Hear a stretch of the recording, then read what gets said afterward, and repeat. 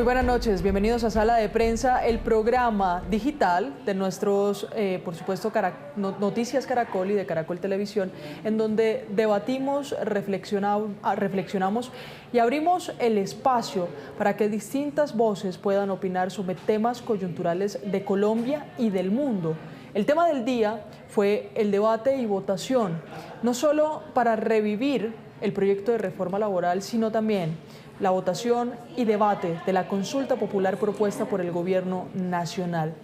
Paradójicamente y sorpresivamente, las votaciones de estos dos procesos se registraron en menos de 10 minutos, lo que generó un gran desacuerdo entre los congresistas y los representantes del gobierno nacional que estaban en la plenaria del Senado en la tarde de este miércoles. Entre esos se desdibujó completamente no solo el debate, sino la función misma de quienes nos representan en el Congreso de la República y de los mismos funcionarios, altos funcionarios del gobierno nacional que estaban encargados de llevar las propuestas, de debatirlas, de mirar cómo lograr consensos, pero además de llevar una portavoz también de los ciudadanos. Muchos que querían la consulta popular, otros que querían saber de qué se trataba y otros que desde incluso la misma generación de la propuesta pues estaban en desacuerdo. Pues todo eso quedó desdibujado, lo que debía ser un debate amplio quedó desdibujado por los pleitos entre funcionarios del gobierno, entre congresistas y todos los participantes de la plenaria del Senado de hoy. Vamos a analizar no solo cuáles son los panoramas que quedan ahora con el hundimiento de la consulta popular y, por supuesto, cómo debería ser el trámite de la revivida reforma laboral. También vamos a analizar el comportamiento político y el comportamiento humano de cada una de las personas que estaba en esa plenaria del Senado y qué le deja a la democracia colombiana. Pero a la democracia colombiana en un panorama preelectoral, con candidatos, por supuesto, ya formados en la política colombiana, que muchos han aprovechado este escenario para fortalecer sus discursos y muchos otros han querido suavizar la polarización que se ha venido registrando en el país desde hace ya unos meses. Para ese análisis, esta noche tendremos a los analistas Carlos Arias y también tendremos a nuestro analista Terry Weiss, que nos acompañó también en otras emisiones de Noticias Caracol en vivo y de Noticias Caracol. Ambos son analistas políticos y Terry también es columnista. Vamos a escuchar y vamos a ver primero lo sucedido, el panorama, el contexto de lo que pasó en la plenaria de Senado hoy en el Congreso de la República. González, se cierra el registro y escuchemos la decisión sobre la consulta. Es la decisión sobre la consulta popular. Está por el no, senador. Le pido el favor de permiso. Dar el anuncie la votación. ¿Tienes anotado al senador Edgar Díaz? Señor secretario, anuncie la votación. A Díaz. Con el voto manual del senador Edgar Díaz por el... Se anuncia hasta ahora la votación sobre la consulta popular en el Congreso. Escuchemos. Pero un segundo. Pero es que... Está muy en caliente todo, déjame abierto. Perdón, senador, perdón. Es que el voto es manual y puede hacer su aclaración. Pero es manual, senador. ¿Qué pasa? Al parecer se registran unos votos manuales. En la pantalla nosotros vemos en este momento, no quedémonos ahí con el secretario y el ministro, pero en la pantalla vemos más votos por el no, 47, y por el sí, 45. Pero dicen ellos que hay unos votos manuales. Miren el reclamo del ministro del Interior.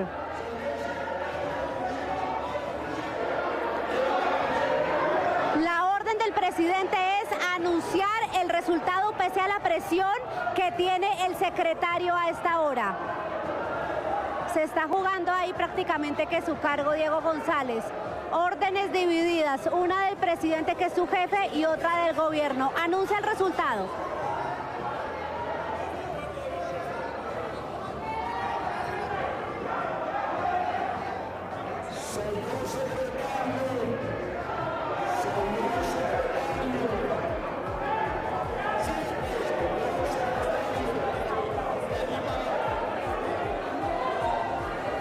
No ha podido anunciar el resultado el secretario Diego González porque tiene al lado al ministro del Interior.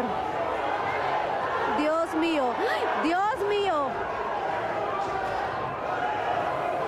Dios mío. Hay un desorden impresionante hasta ahora.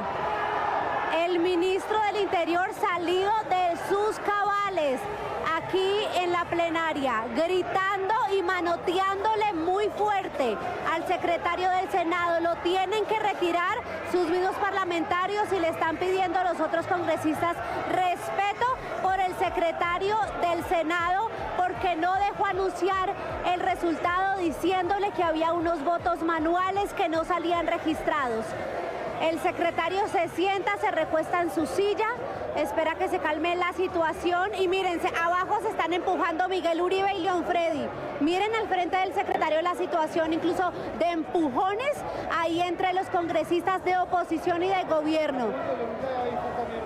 Esto yo creo que no se había visto antes, este tipo de rencilla y de enfrentamiento aquí en el Congreso de la República hasta ahora, porque atención, tiene más votos en el registro digital el no por la consulta popular. Ignorado completamente atrás, Efraín Cepeda, que ya se paró e intenta que le pongan cuidado, pero el desorden, el nivel de desorden de la situación hasta ahora lo hace imposible. Y miren lo que hizo el secretario, arrugó un papel donde tenía los votos manuales y le pide respeto a María José Pizarro. Fueron muy invasivos los congresistas que fueron hasta su puesto junto al ministro del Interior a señalarle los votos manuales. El presidente, escuchemos al presidente Efraín Cepeda, que pide que se lea el resultado, que es una orden que no se ha podido cumplir, y el jefe aquí en esta plenaria en el legislativo es la cabeza de este poder, de esta rama del poder, que es Efraín Cepeda. Ahí le está reclamando que no hubiera leído. Escuchemos, vino incluso la policía, está la policía en la mesa directiva. Ahora sí, se lee el resultado, escuchemos, resultado de consulta popular a las 4 de la tarde, 5 minutos. Un voto por el sí del senador Iván Cepeda, un voto manual de la senadora Sonia por el sí. Tengo un voto por el no del senador Guerra, por el no de manera manual. Y tengo el voto manual del senador Edgar Díaz, que pregunté públicamente. Yo dije vota sí y él me aclaró y me dijo voto no. Entonces, así las cosas. 47 votos por el sí, 49 votos por el no.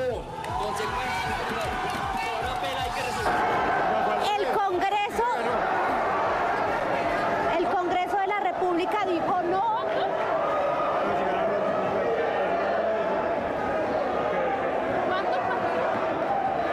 Con 49 votos por el no, el Congreso dice que no a la consulta popular en medio de un desorden.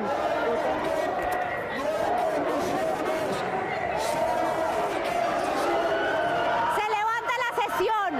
Fue negada la consulta popular del gobierno en esta plenaria álgida y de muchos choques, en la que sin duda alguna la oposición se llevó la victoria durante todas las horas de debate. Un panorama que estábamos revisando incluso también aquí, que se decía en redes sociales sobre esto. Si bien en los primeros minutos, cuando se registró este panorama, el debate estaba concentrado en la votación, en los resultados de esa votación, especialmente de la consulta popular, y en cómo se había dado. Pero transcurrió la tarde, a los expertos que tenemos aquí, y se empezaron a analizar las posturas y comportamientos del Congreso de la República y de los funcionarios del alto gobierno respecto a cómo se había registrado este debate. Voy a iniciar por ahí, por el aspecto democrático y el aspecto deliberativo. Por eso saludo, le doy las buenas noches a los expertos Carlos Arias y a Terry Weiss, quienes nos acompañan aquí en sala de prensa y con quienes tendremos esta conversación para tratar de tocar todas las aristas de lo sucedido hoy en el Senado, en la plenaria del Senado de la República. Inicio con Carlos. Carlos, hablemos sobre eso. sobre el escenario deliberativo en el Senado hoy. Bien, yo creo que es importante analizar por esa retórica y esa narrativa que ha venido creando el gobierno nacional alrededor, uno, de las jugaditas y dos, del fraude. Arranco con las jugaditas. Lo que vimos hoy fue una estrategia política en la que la experiencia y el conocimiento de cómo funciona el Senado primó, y en esa medida Paloma Valencia pega primero, como dice ella, el que madruga Dios le ayuda, y instala una proposición para reorganizar el orden del día, cosa que es absolutamente legal, cosa que no es ilegal y no es antiética, sino que hace parte de las estrategias de poder que hace mucho tiempo se les reclamaba a la oposición en el Senado. Y en esa misma medida hay que señalar que en esa estrategia, no sé si fue organizada, orquestada y concertada con diferentes bancadas, posteriormente el Partido Conservador, liderado por Nadia Ablel, que estuvo en la Comisión Séptima, que negó la reforma laboral en su momento, señala que va a votar en bloque. Y posterior a eso, y desde anoche, Angélica Lozana había proyectado o anunciado la posibilidad de apelar la reforma laboral para volver a discutir algunos aspectos de la misma. Entonces, allí cierro con el tema de construir ese ejercicio de retórica de que hay una jugadita, de que hicieron trampa, de que hicieron fraude. Seguramente las autoridades tendrán que ir a revisar si efectivamente hubo fraude en el conteo de los votos o si hubo fraude en que la votación durara 3 minutos y no 30 minutos como máximo, como establece la ley quinta. Pero eso lo hará la ley o lo harán las autoridades. Y quiero cerrar entonces con el tema del fraude. No hay fraude porque primero Armando Benedetti señala que uno de los senadores habría votado a favor del gobierno, señalando que sí a la consulta popular, y este senador sale a desmentirlo. El senador no solamente sale a desmentirlo, sino que muestra el papel en donde se hizo el conteo, papel que quiso arrancar de las manos Armando Benedetti, al secretario general del Congreso. Entonces yo creo que toda esa narrativa de fraude, toda la narrativa de jugaditas es lo que debería tener en cuenta el señor presidente antes de avivar y exacerbar las emociones y lanzar a la gente a las calles. Pero mire, Carlos, y esta pregunta va para Thierry. Esa narrativa ha estado también muy ligada a que ya no hay más opciones por parte del gobierno, la narrativa, a que ya no hay más opciones sino que salir a la calle, ¿sí? Levantar la voz ciudadana, ha dicho el gobierno nacional. Pero sin duda políticamente sí quedan otras alternativas.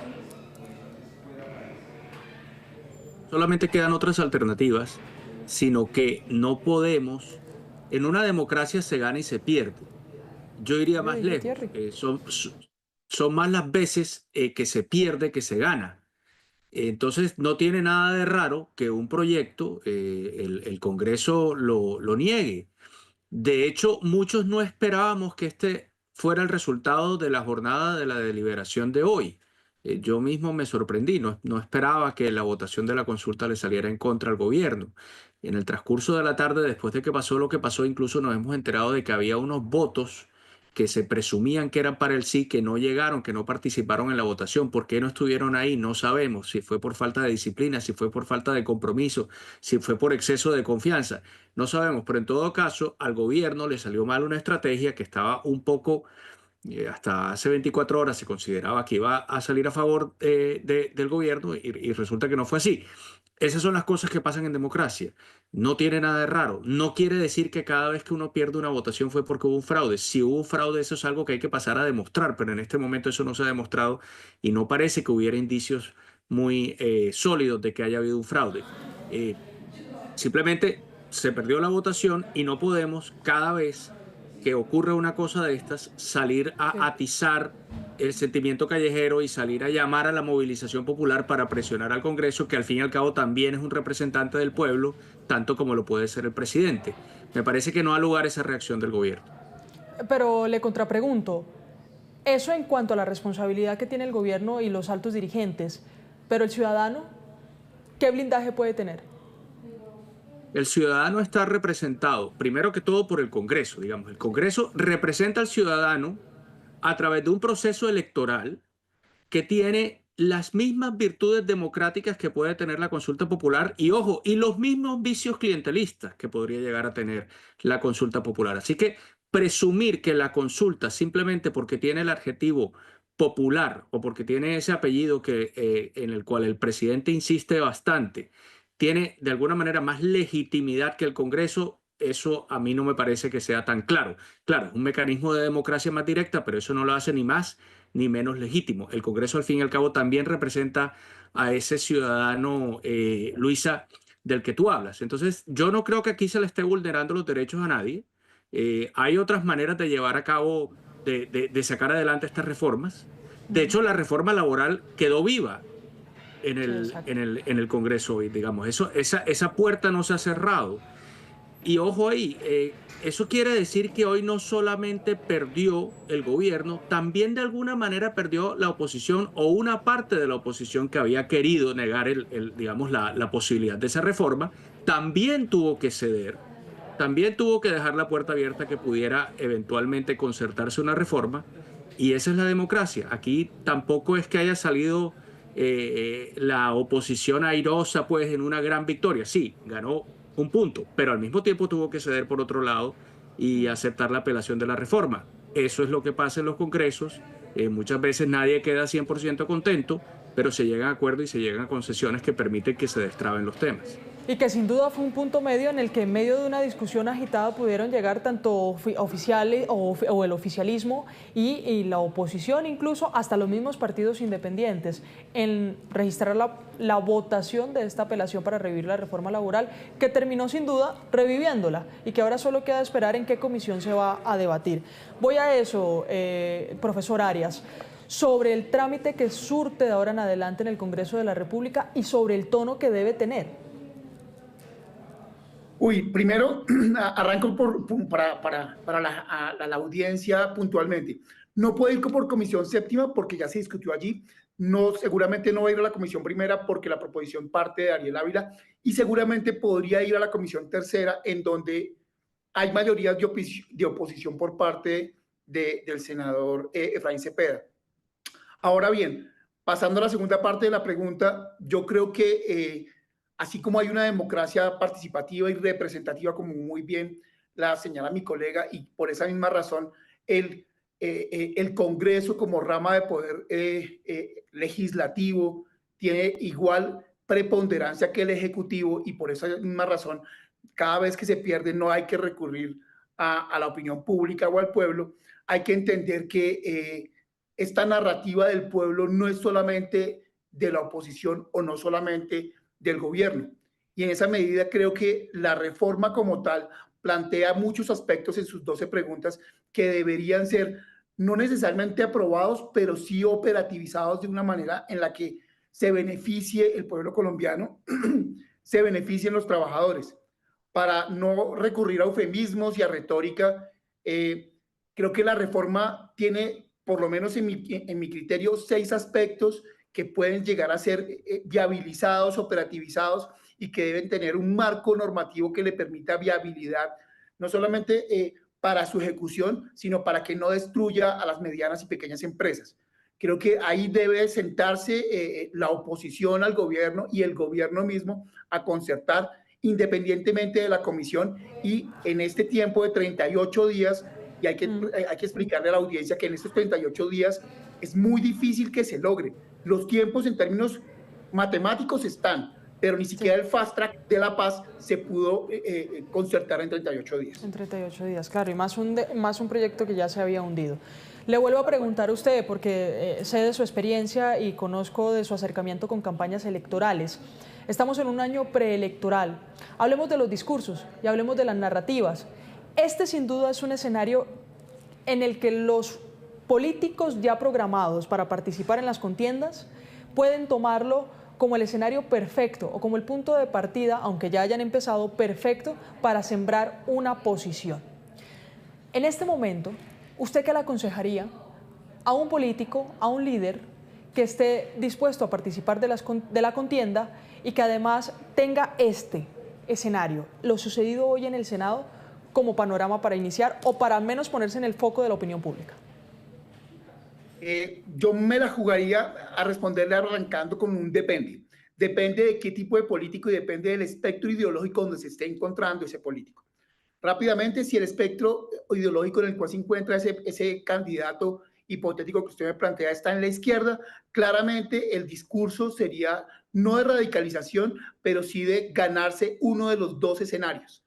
El de la reforma laboral como un punto en el cual el gobierno confirmaría esa narrativa de que no lo dejaron gobernar y que le tocó, entre comillas, presionar con el pueblo y con la consulta popular en las calles para sacarlo adelante, o dos, uno mucho más radical en donde claramente se busque la consulta popular para avivar y exacerbar ese fuego, esa hoguera que le permita mover sus candidatos, mover sus estructuras y sus listas a Senado y Cámara.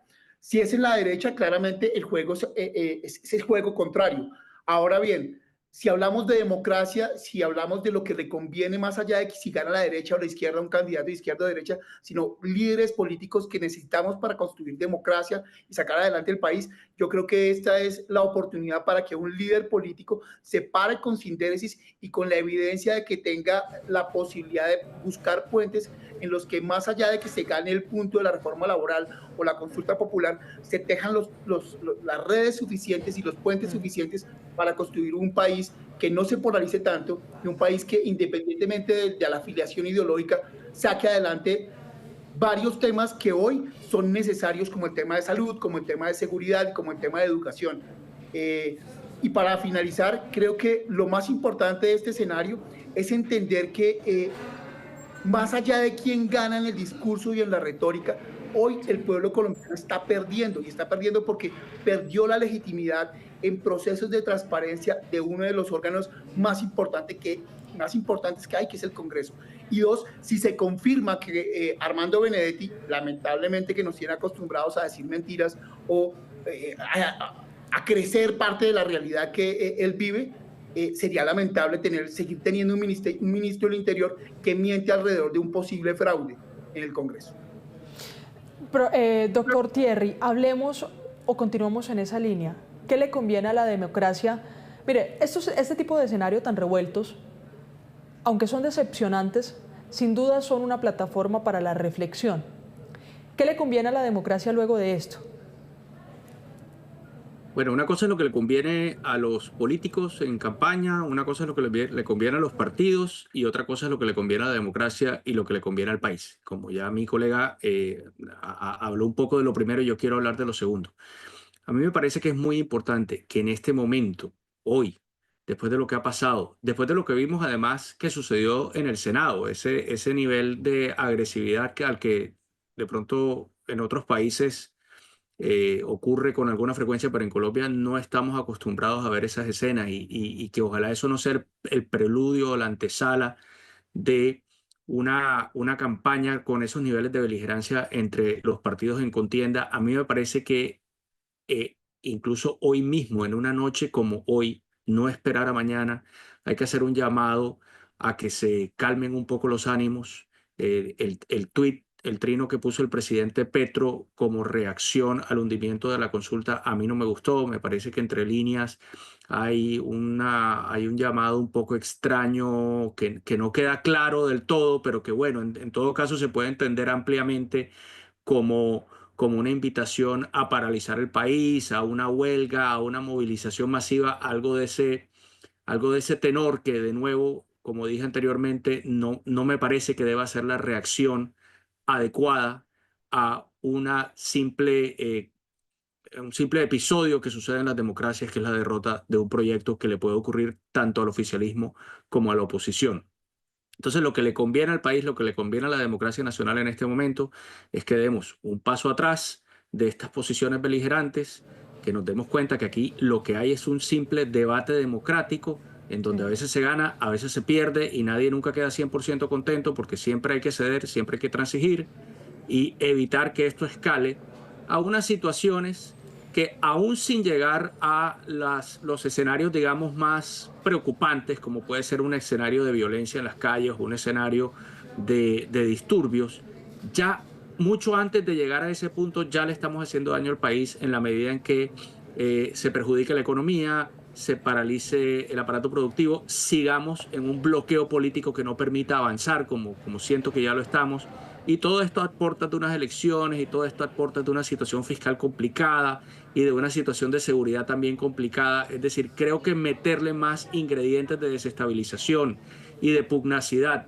al sentimiento nacional en este momento no es conveniente. Y por supuesto, así no sea el talante de él, el presidente Petro tiene la obligación como mandatario, como líder de la nación, porque es él el llamado a hacer eso, a no escalar estas cosas, y él tiene que dar ejemplo y él tiene que dar el primer paso en conducir al país por un camino de deliberación democrática sana y productiva y no divisiva. Sí, mire, gracias, doctor Thierry. Carlos, para ir cerrando, este escenario en donde hay unas decepciones incluso ciudadanas sobre lo sucedido hoy, y repito, no es solo por el resultado de la votación, sino por la forma en la que se registró. Y sumémosle a eso, revivir el proyecto de reforma laboral puede ser el momento perfecto, y ya incluso acabándose este gobierno, para materializar ese tan anhelado acuerdo nacional. En el escenario ideal, sí. En la realidad, en la realpolitik, como yo a veces lo señalo en algunas de mis clases, es casi imposible. Estamos a unos 4 minutos, 5 minutos de la locución presidencial que hará el presidente desde la embajada en China, la embajada de Colombia en China, y sería un sueño encontrar un presidente estadista, un presidente que llama a la calma, un presidente que señala que este no está perdido, que se buscará un ejercicio de concertación y se sacará adelante la reforma laboral, pero no va a pasar. No estamos, suena horrible a veces el adagio, pero no estamos en Dinamarca, sino en Cundinamarca. Y lamentablemente llevamos 3 años y esos 3 años de comportamiento político, de perfil político, de locus político, de megalomanía, no se van a transformar en 3 minutos. Entonces, lamentablemente, eso que usted señala, eso que usted aspira, pues no va a suceder. Seguramente nos vamos a encontrar en una serie de escenarios de mucha polarización, pero ¿cuál es nuestro rol como lectores de la realidad y como medios de comunicación, y para poder llegarle más a las audiencias? Es mantener la calma. El país no se acaba hoy, el país continúa, hay que rehacer el país, hay que buscar acuerdos, y puede que no sea en este gobierno, pero si no partimos ahora y si no buscamos una concertación y no entendemos que hoy hay un malestar que incluso puede manifestarse en las calles, y es bueno que se manifieste en las calles porque representa el 30 o el 32% de la población, pero más allá de ese 32 o 33%, hay un país que está buscando concertar, conciliar, y sobre todo que tiene que ocuparse más en otros temas. Hoy hay una crisis de salud denunciada por 32 gobernadores, en donde hay servicios de salud en varios de los hospitales públicos que empiezan a dejar de funcionar: oncología, pediatría, urgencias. Hay crisis en seguridad, en donde Jamundí, el Tarra, Tibú está sitiado. Entonces creo que hay muchos más frentes en los que hay que atacar, y hay que evitar, para cerrar, que Gustavo Petro o que este tipo de situaciones sigan haciendo la agenda nacional. La necesidad de políticas públicas, para resumir esa respuesta. Gracias, profesor Arias. Pero para cerrar este programa, le pregunto también al doctor Thierry. Hay una duda que a mí me surgió desde el inicio de la propuesta de consulta popular, y era si esa propuesta, en el contexto que se estaba dando, iba a desdibujar ante la opinión de los ciudadanos ese mecanismo de participación. ¿Terminó siendo así? ¿Terminó la gente creyendo menos en un mecanismo de participación? ¿Qué es eso? Institucionalmente, conceptualmente, es un mecanismo de participación, y terminaron politizándolo. Sí, claro, yo creo que el mecanismo de consulta popular nace como una manera de dirimir, digamos, ciertos temas a veces muy específicos sobre los cuales un gobierno o un Estado le pide a sus ciudadanos que se pronuncie. Entonces, digamos, no sé, hemos visto en otros países como Estados Unidos que a través de ese tipo de consultas se le pregunta a la gente si está de acuerdo con la legalización de la marihuana o si está de acuerdo con algunas medidas muy puntuales. Otra cosa es lo que hemos hecho en Colombia, y además no es la primera vez, de llenarlos de preguntas, donde además cada pregunta tiene que ser votada individualmente, para solucionar unos temas que son mucho más complejos y que tienen ramificaciones y que tienen aristas y que difícilmente se pueden simplemente votar de una manera unitaria, sí o no. Entonces, claro, y además no ayuda el que el presidente mismo convirtió a esta consulta, que si bien tenía un núcleo central relacionado con la reforma laboral, la manera como el presidente arropa, presenta, viste esa consulta, pues fue interpretada inmediatamente por todo el país, tanto oposición como gobierno, como la antesala de las elecciones del año entrante y como casi que un plebiscito sobre la gestión de Petro y una manera de medir el presidente su capacidad de convocatoria en las calles. Entonces yo creo que ahí también hubo una desnaturalización de la herramienta que se sintió, y sí me parece que es desafortunado, porque esa herramienta sí puede ser muy útil y puede ser muy efectiva para algunos casos puntuales, como el ejemplo que puse. Pues muchas gracias a ambos. Además, un programa en un momento oportuno, cuando está a punto de iniciar una locución presidencial, en donde ojalá, utópicamente, estamos pensando en una tranquilización por parte del jefe de Estado colombiano, y esperamos de verdad que se dé así, por el bien de los ciudadanos y por el bien de la democracia. Gracias a ambos por acompañarnos en Sala de Prensa. Muchas gracias, Silvia. Bien, gracias a ustedes. Y nosotros los dejamos con nuestro programa Signo Pesos, la economía al alcance de su pantalla. Nos vemos en otro día.